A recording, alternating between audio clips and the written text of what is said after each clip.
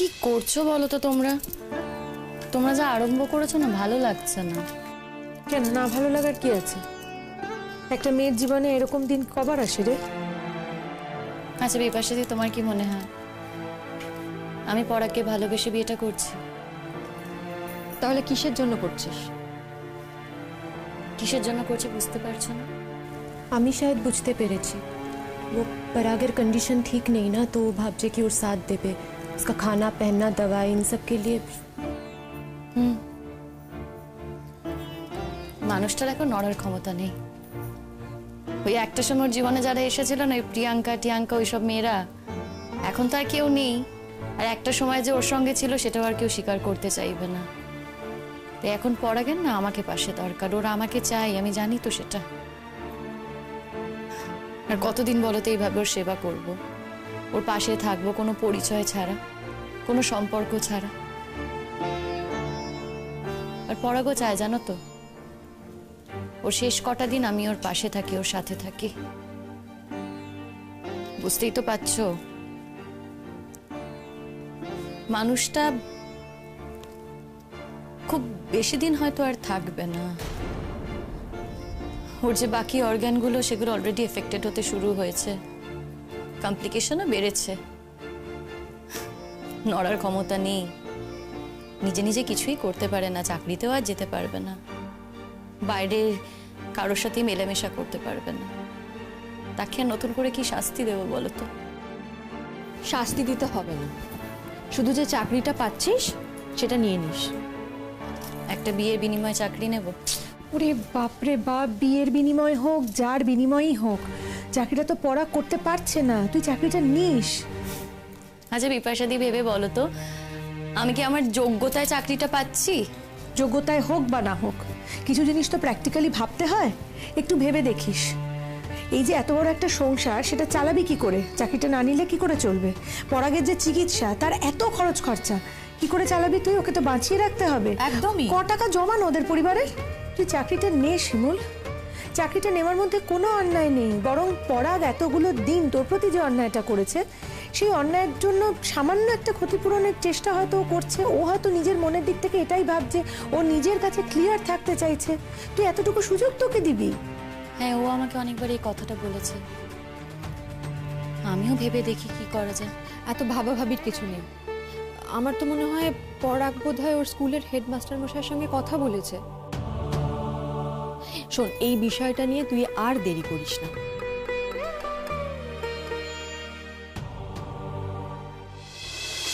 দেখি এসে মুখটাকে দেখি, শূন্য করে দেখি একটু। এই তো চন্দনটা শুকে গেছে স্যার, দেখো আমার বাইকে কি সুন্দর দেখতে লাগছে, কি সুন্দর লাগছে আমার বাইকটাকে দেখতে।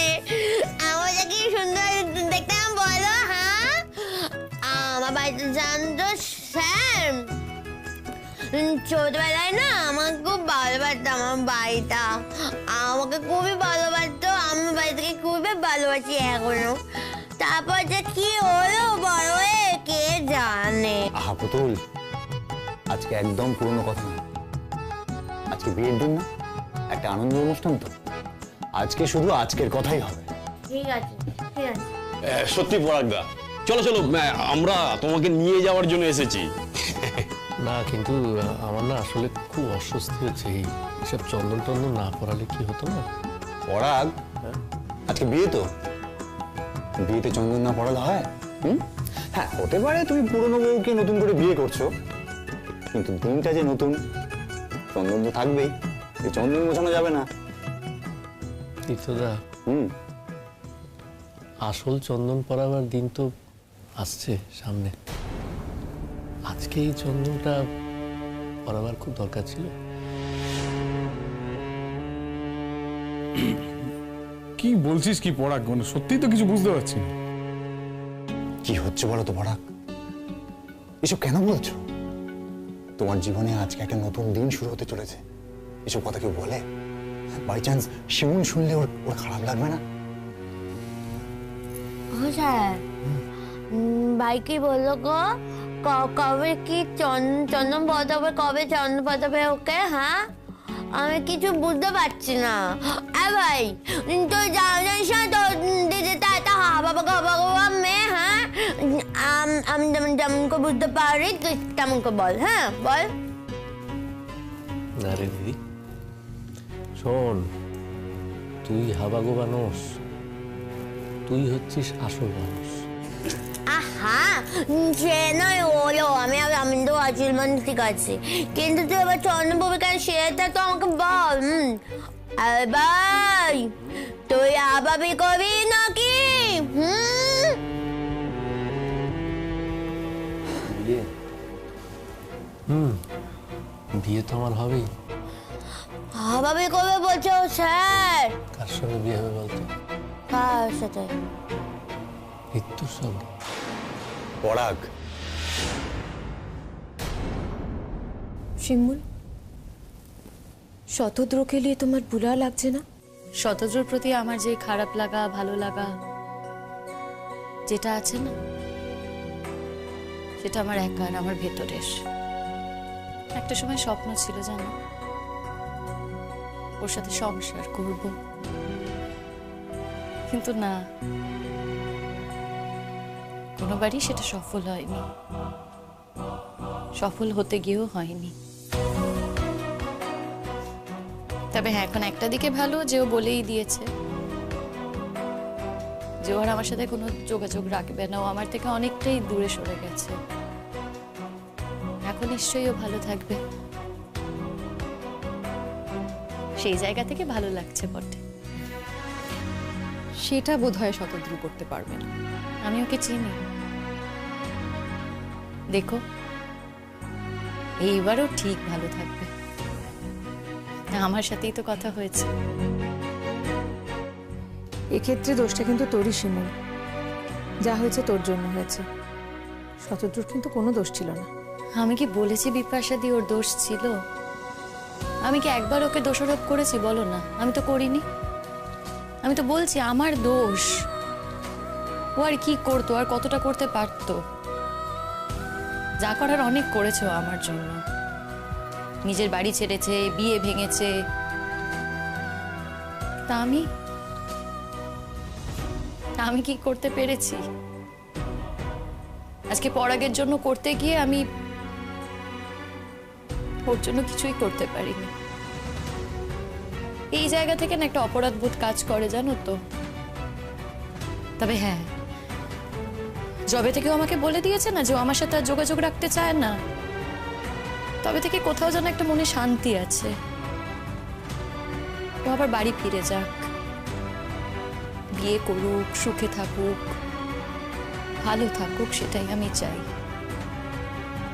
আমি সত্যি চাই জানো তো, আমার চারপাশে যারা আছে সবাই যাতে ভালো থাকুক, কিন্তু সবাইকে ভালো রাখায় তো আমার কোনো ভূমিকা নেই।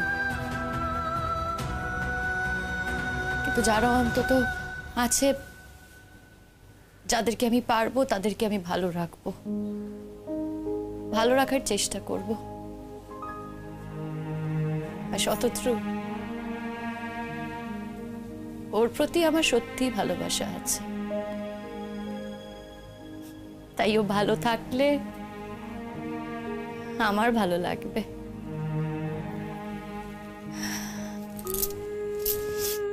ভেতরের সব কষ্ট বাদ দিয়ে। तो बात बोलबो শিমুল, वो তুমি কি পরাগকেও প্যার করো? পরাগের প্রতি আজ আমার অনুকম্পা আছে, ভালোবাসা কিনা বুঝতে পারি না। একটা অসহায় মানুষ, তার প্রতি ভালোবাসা, সেবা কি আছে আমি জানি না, আমি অত বিচার করতে পারছি না। এমন কেন গল্প যে তুই তখন থেকে, অন্য কথা কেউ বলে নাকি? মনে কথা বলতে নেই, আমি বলছি শোন, আমাদের বোটা রাখে চলে গেছিল তো বল, হ্যাঁ এখন আবার তোর বিয়ে হচ্ছে, ও আবার আমাদের বাড়িতে থাকবে, কত আনন্দ মজা করবো আমরা, এখন কত সুখের দিন, আনন্দের দিন, এমন করে বলতে নেই ভাই, বলতে নেই এমন কথা। আমি বলছি শোন, আমাদের শিমনা খুবই নকিমন্ত মেয়ে, ও দেখবি তোকে ঠিক সুস্থ করে তুলবে। আমি মাঝে মাঝে ওকে তো মজা করি ঠিকই, কিন্তু আমি তো জানি ও খুব ভালো মেয়ে, খুবই নকি মেয়ে। ও দেখবি সব পারবে করতে, তোকে সুস্থ করে তুলবে। তারপরে তুই মা বউ সবাই মিলে আমার বাড়িতে যাবি। হ্যাঁ, তুই তো দেখলি না আমার বাড়িটা কেমন দেখতে, শ্বশুর বাড়িটা। সবই তো বউটা করলো একা হাতে। তারপরে তুই সুতো হয়ে গেলে আমার মাবুইকে নিয়ে বউকে নিয়ে আমাদের বাড়িতে বেড়াতে যাবে, ঠিক আছে? কিন্তু আমার মামা পলুকে ঢুকতে দেবে না আমার বাড়িতে, ঠিক আছে? তো পলু যাবে না। হ্যাঁ, আচ্ছা ঠিক আছে, হয়েছে। দিদি, হ্যাঁ, আরে আমি সত্যি তোর বাড়ি যেতে পারবো? নিশ্চয় পাবে। আমি বলছি তোকে, শোন, তুই নিশ্চয় পাবে আমার বাড়ি যেতে। হ্যাঁ, আমার বাবাতে বাড়িতে একটা কটকটি আসছে, জানিস তো? সে খুবই কটকটি, সে যাই হোক, সে বড় কথা নয়। হ্যাঁ, তুই আমার বাড়িতে যাবে, আমার কটকটি যা তোকে কিভাবে শুনি। তো আমার ভাই ও আমার বাড়িতে 100 বার যেতে পারিস, 1000 বার যেতে পারিস, নকবার যেতে পারিস। ও স্যার বলো, আমার বাড়ি যাবে না? আমার বাড়িতে পারে তো, নিশ্চয়ই যাবে, গিয়ে 2 দিন থেকেও আসবে, ঠিক আছে? কি মজা, কি খুশি হচ্ছি, আমার বাড়ি যাবে, কি মজা পেয়েছি আমার বাড়িটাকে। আমি খুবই আনন্দ পেয়েছি স্যার, আমার বাড়ি যাবে, আমার বউ যাবে, আমার মা যাবে। আর কতটাকে আমাকে দেখাতে হবে তো যে আমার লোকবার আছে। নমস্কার। বলছিলাম যে ওই আপনি বোধহয় আমাদের উকিল বাবু নাকি? আসুন ভেতরে আসুন। আসুন, বসুন। দেখুন, আজকে আমার একটা কাজ আছে, যা করার তা কিন্তু একটু তাড়াতাড়ি করতে হবে। হ্যাঁ, এক্ষুনি সব হয়ে যাবে, আমার দাদা বৌদি এক্ষুনি আসছে। দেখুন, আমরা ওকালতি করি ঠিকই, আমাদের কাছে ক্লায়েন্ট কিন্তু ঈশ্বর। এই ক্লায়েন্ট যখন আমাদের কাছে আত্মসমর্পণ করে, মানে কেসটা যখন আমাদের দেয়, তখন কিন্তু এই কেসটার জন্য আমরা সর্বস্ব দিয়ে দিই। তা বলছি, দেখুন, যুদ্ধক্ষেত্রে যেমন সত্যি মিথ্যা বিচার করা যায় না, এক্ষেত্রে কিন্তু তাই। ক্লায়েন্টকে বাঁচানোই আমাদের প্রধান লক্ষ্য হয়ে দাঁড়ায়। সেক্ষেত্রে অনেক সময় সত্যি মিথ্যা হয়ে যায়, মিথ্যা আবার সত্যি হয়ে যায়। কিন্তু আলটিমেটলি দিনের শেষে আমরা তো সবাই মানুষ, আমাদেরও তো সবার পরিবার রয়েছে। তো যখন দেখি কোনো একটা সম্পর্ক ভেঙে যাচ্ছে, একটা পরিবার ভেঙে যাচ্ছে, তখন কিন্তু আমাদের খুব দুঃখ হয়, খুব কষ্ট হয়। কারণ আমাদেরও পরিবার রয়েছে, আমাদেরও ছেলে মেয়ে আছে। আবার সেই সম্পর্ক যখন আমরা জোড়া দিয়ে দিই, যদিও সেই ঘটনা খুব কমই ঘটে, তখন যে আমাদের মনে কি আনন্দ হয় সেটা বলে বোঝাতে পারবো না। যা বলেছেন, কি জানেন তো, আমার তো ভীষণ মনে হয় যে আপনাদের সকলের আশীর্বাদে এমনটা হওয়া সম্ভব হলো। আর তাছাড়া স্বামী স্ত্রীর মধ্যে তো ভুল বোঝাবুঝি হয়, দোষগুণ বিচারে কেউ একটু এগিয়ে থাকে, কেউ একটু পিছিয়ে থাকে। আমাদের এটা বিশ্বাস, স্বামী স্ত্রীর সম্পর্ক জন্ম জন্মান্তরের সম্পর্ক। হ্যাঁ, আজকালকার ছেলেমেয়েরা হয়তো বিশ্বাস করে না, কিন্তু আমরা ছোটবেলা থেকে এই বিশ্বাস নিয়ে বড় হয়েছি। আর দেখুন না, এখানেও সব এক হয়ে গেল। ওই সবই ঈশ্বর চেয়েছেন বলে হয়েছে, বুঝলেন? তিনি না চাইলে তো আর কিছু হতে পারে না। আপনি দাঁড়িয়ে আছেন কেন? বসুন। হ্যাঁ, ঠিক। কই গো, ও দিদি, আসবো নাকি?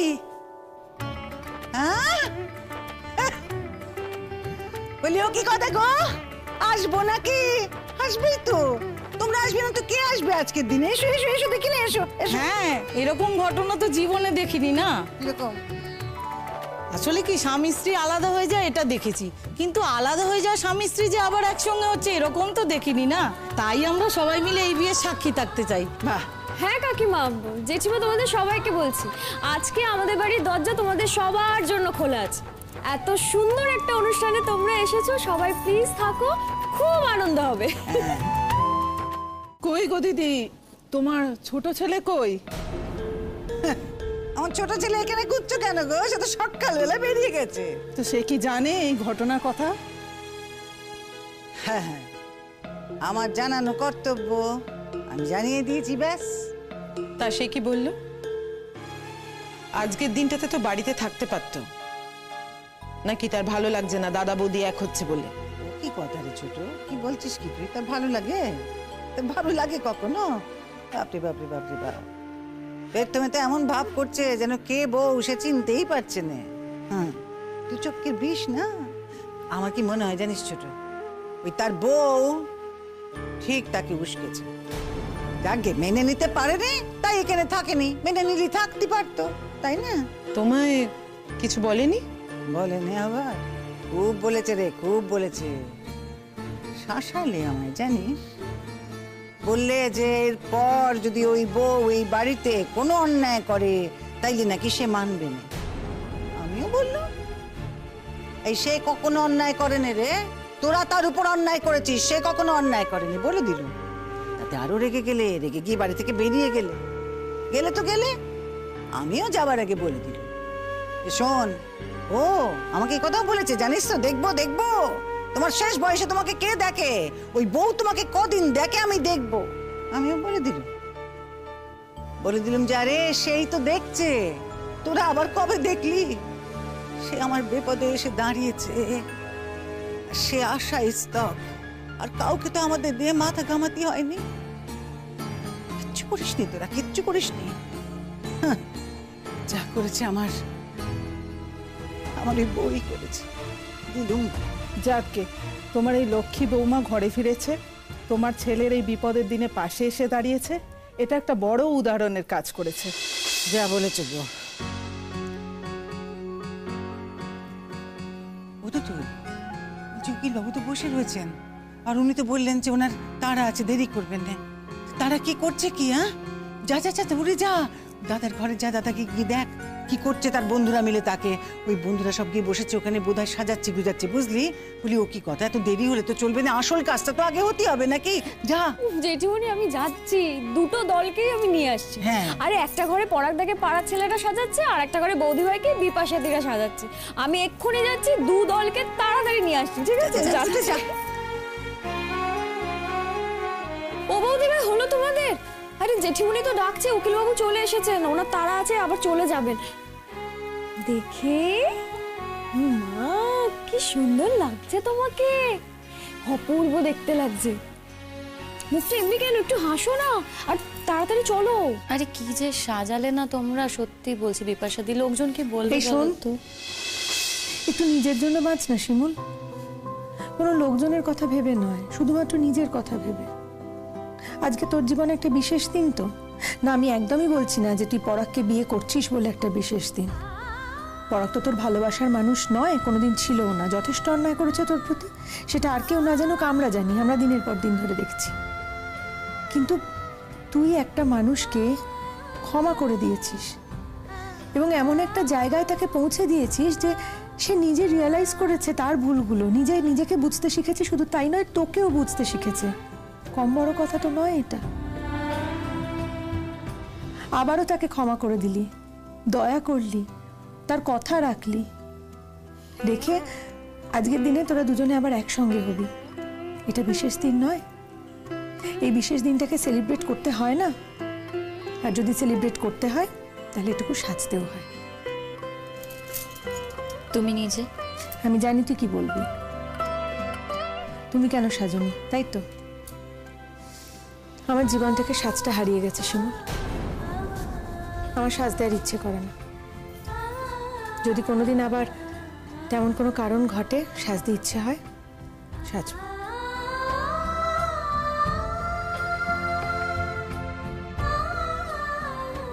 চ, দেরি করিস না, সবাই অপেক্ষা করছে। আয় তো, চল চল।